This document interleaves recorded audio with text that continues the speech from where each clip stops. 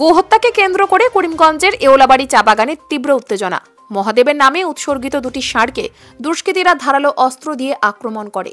এতে একটি ষাঁড়ের মৃত্যু হয় এওলাবাড়ি চা বাগানের নাচঘরে। একটি ষাঁড়ের গরুর অবস্থা সংকটজনক। গোহত্যার বিষয়টি সকালে বাগানের লোকজন প্রত্যক্ষ করার সঙ্গে সঙ্গে বাগানে সৃষ্টি হয় উত্তপ্ত পরিস্থিতির।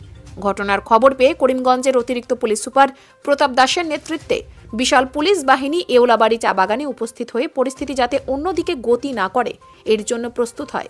অন্যদিকে উক্ত ঘটনার খবর পেয়ে ঘটনাস্থলে উপস্থিত হয় বিশ্ব হিন্দু পরিষদ ও হিন্দু রক্ষী বাহিনী।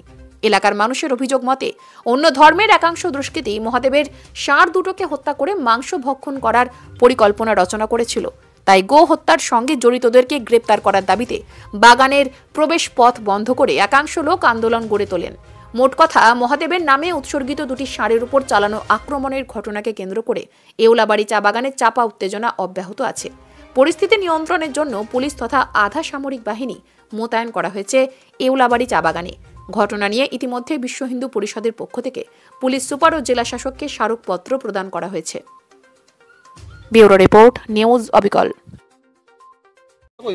দুঃখের বিষয়, এলাওয়াড়ি বাগানে দুইটা শিব বাবার নামে ষাঁড়ে আজকে থেকে 5 বছর আগে ছাড়া হয়েছে।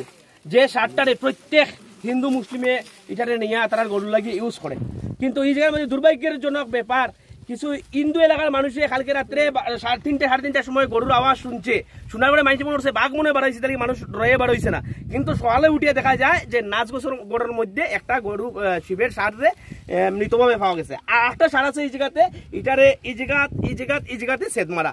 মানে পূর্ণভাবে এটা পরিকল্পনা চলে যে এই দুইটা ষাঁড়ে তারা নিয়া খাটিয়া মাংসগুলা বিক্রি করিয়া হয় বাংলাদেশও বাজার করতো, নাইলে তারা এই জায়গাতে লইয়া খাইতো।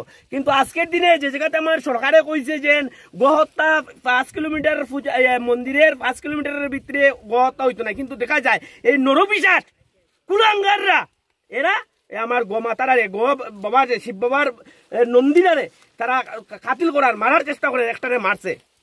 আজকে দুঃখজনক ব্যাপার, আজকের দিনে কোনো হিন্দু যদি মধুরী থাকে, মধুরিয়ে শিবর ষাঁড়ে মারতো না, হে দেখলে আরো ভক্তি দিব। পাগল যদি থাকে, হে শিবর ষাঁড়ে ভক্তি দিয়ে দিব। আজকে এটা কে করছে নিশ্চয়ভাবে বুঝে যাচ্ছেন এটা কে করছে, কোন ধর্মাবলম্বী মানুষে করছে। আজকে এই জায়গাতে প্রশাসনটা আমি কইয়ার, কিন্তু একটা দুঃখজনক ব্যাপার হইলো এই জায়গাতে 8টার সময় বাগানটা কিয়া আমারে করা হয়েছে 7টার সময় ফোন, আমি 7:30 বাগানে ফোন আমি পৌঁছে গেছি, কিন্তু বাগানটা গিয়া প্রশাসনরে ফোন করা হয়েছে, লঙ্গাই ইনচার্জে ফোন করা হয়েছে, ইনচার্জে উঠিয়া কইছে 11:30 আগে আমি আইতাম পারতাম নাই। তারপরে আমি আওয়ার পরে আমি অফিসারের লগে যোগাযোগ করছি, এরপরে অফিসারে আমার লঙ্গাই ইনচার্জে ফোন করছেন, ইনচার্জ আইছেন, আওয়ার লগে লগে অফিসারও আই গেছেন।